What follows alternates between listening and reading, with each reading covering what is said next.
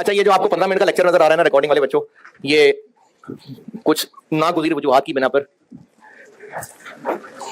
बहुत सारी फायरिंग की है मैंने और जज्बात पे काबू नहीं रख सका, इसलिए मैंने कुछ 1 घंटा इन बच्चों पे वैसे ही गुजार दिया, लेकिन कैमरा मैंने ऑफ करके बातें की, तो इसलिए आपको छोटा सा क्लास इसलिए नजर आ रही है।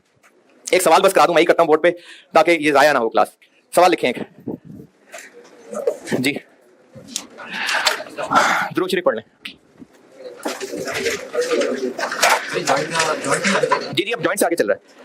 स्प्रिंग 10 मैंने दिया था, मुझे पता है, लेकिन मैं टाइम नहीं बचा सका उसकी डिस्कशन का। ये एक सवाल कराना जरूरी है, ये सवाल लिख लें ताकि मैं कल फिर और ऊंचे लेवल की प्रैक्टिस कराऊं। पहली लाइन तो आपको आती है, following information relates to process 1 for the month of may.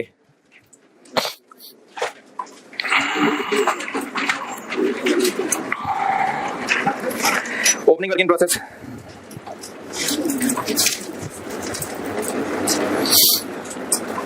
Units, 3000 units, और इनकी कॉस्ट बता रहा हूं। मटेरियल, ओपनिंग की कॉस्ट बता रहा हूं। Material 120,000,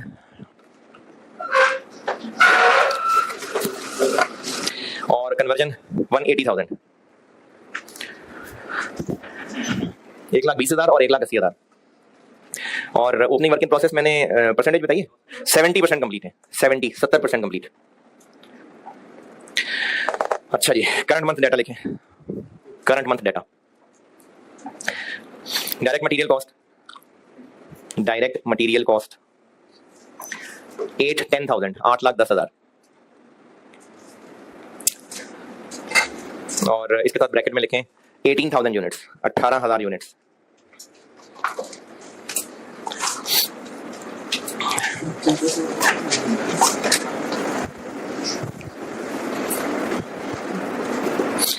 conversion cost, conversion cost, conversion cost है 750,000, 7.5 लाख, 7.5 लाख। और closing working process, closing working process 2400, 2400। और ये है 75% complete, 75% complete. Normal loss, normal loss 5% of input, 5% of input. Inspection stage, inspection stage 40%, 40%।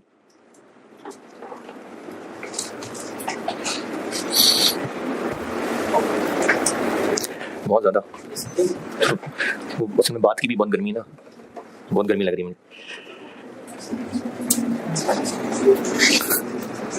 मेरे ने सिर्फ बीपी हाई क्या लिखा है? Inspection stage 40%। और scrap value of defective units, scrap value of defective units 10 रुपए, ₹10 पर यूनिट। और क्या रह गया? Output, output 17,500, 17,500, 17,500। और इसके साथ लिख लें कि ब्रैकेट में लिख लें output comprises of, output comprises of 60% A and 40% B। Output comprises of 60% A, 40% B। अच्छा, इसका मतलब है कि जो प्रोडक्ट A है वो 60% कंप्लीट है और प्रोडक्ट B 40%। ये 17,500 का तोड़ बताया हुआ है। वेटेड एवरेज मेथड है, वेटेड एवरेज मेथड है। Sale price per unit, sale price per unit A की है 200 और B की है 400। और ये B के साथ ब्रैकेट में लिखें it is sold, it is sold after incurring, after incurring further processing cost, after incurring further processing cost of 60 रुपए per unit, 60 rupees per unit. और रिक्वायर्ड है मुझसे cost per unit of A and B, cost per unit of A and B, cost per unit of A and B if joint cost, if joint cost is allocated अच्छा, अब इस allocated के बाद दो नुकते। Part A, in ratio of units produced, और B in ratio of NRV of units produced. यानी दोनों प्रैक्टिस में आ जाएंगे।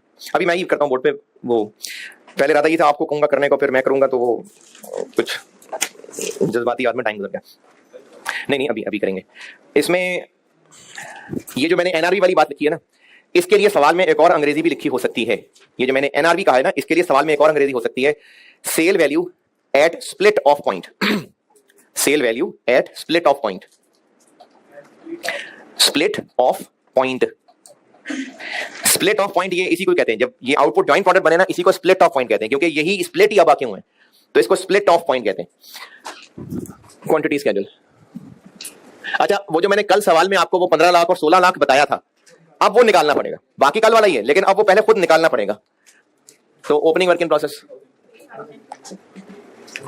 Input 18,000, closing work in process, normal loss, inspected units कितने? क्यों?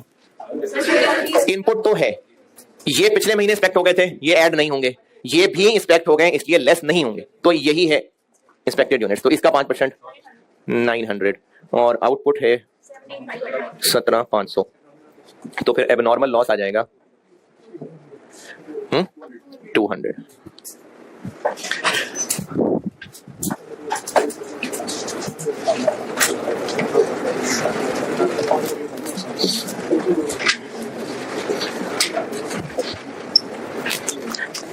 वेटेड एवरेज है, तो कंप्लीटेड यूनिट्स जी 17,500। अच्छा, जब तक हम वो 15 लाख नहीं निकाल लेते ना, तब तक जॉइंट प्रोडक्ट्स नहीं है, तब तक पहले जैसा सवाल है। ये दोनों में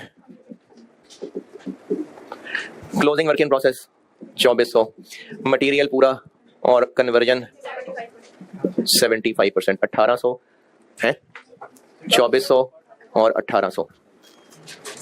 एबनॉर्मल लॉस 200, मटेरियल पूरा और कन्वर्जन 40%, 200 और 80,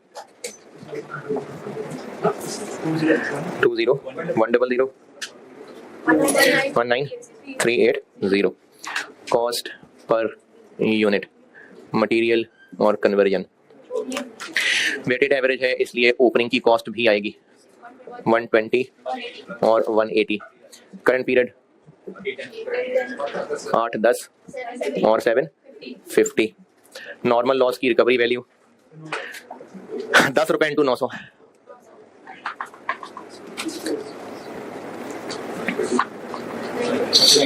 921 930। यूनिट्स 20 100 और 19 380। Cost per unit 45.82 47.99। और ये सारी मेहनत की थी ये जानने के लिए कॉस्ट ऑफ कंप्लीटेड यूनिट्स। अगर FIFO होता तो वो 3-4 लाइनों से ये निकलता। वेटेड एवरेज है, इसलिए एक ब्रैकेट से ही निकल आएगा। 45.82 प्लस 47.99 1641675। ये लाइन असल में हमें चाहिए थी जॉइंट प्रोडक्ट का सवाल करने के लिए। यहां तक किसी को मसला है तो वो तो अगले सेशन के लिए अभी से फीस जमा करा देना। यहां तक किसी को मसला? अब ये वो है जो कल मैंने 15 लाख 16 लाख दिया हुआ था, यानी एक नॉर्मल प्रोसेस कॉस्टिंग का सवाल होगा और यहां तक तो पहुंचना होगा, उसके बाद फिर इसके साथ तोड़ना है जो कल किया था। अच्छा, जॉइंट प्रोडक्ट्स के ना 4 सवाल हैं तगड़े किस्म के, उनमें से एक मैंने बोर्ड पे करना है और 3 जो है ना वो एक एक करके होमवर्क डिस्कस होना है।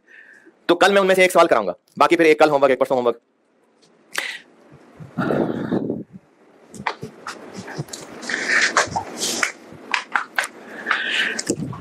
अच्छा, इधर देख लेना, मैं तो जाऊंगा घर, ये इधर देखें आप लोग, करते रहना नोट। क्या करने लगा था मैं? हाँ, कॉस्ट एलोकेशन करते हैं। ये मैं पार्ट ए कर रहा हूं।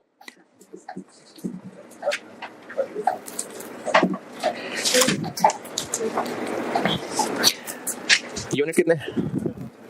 10,500 ए के और बी 7,000। ये 60-40 किया मैंने और हमने बांटना है 16 41 675 को।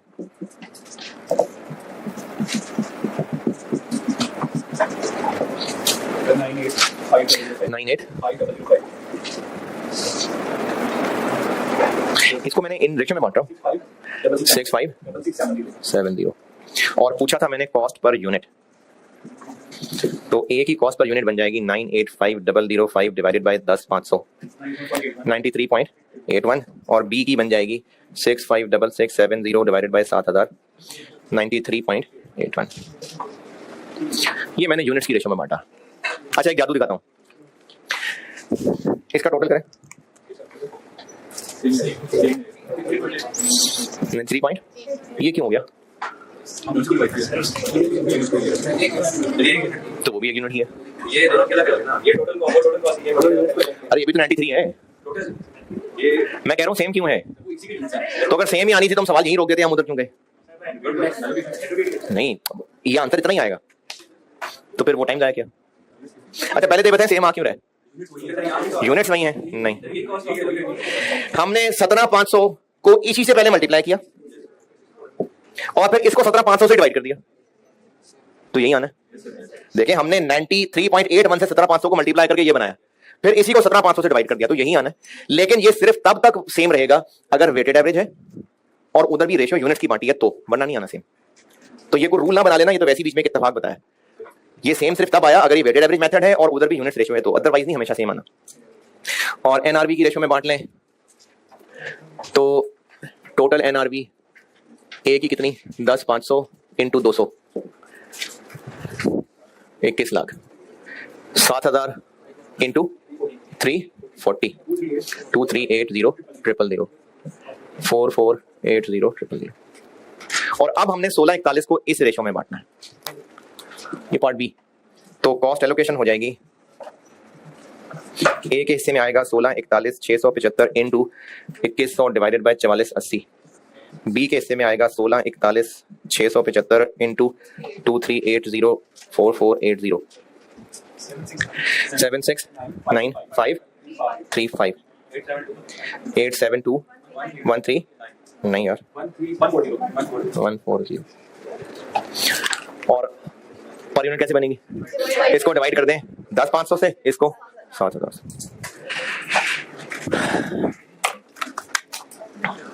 ठीक है जी, अल्लाह हाफिज़।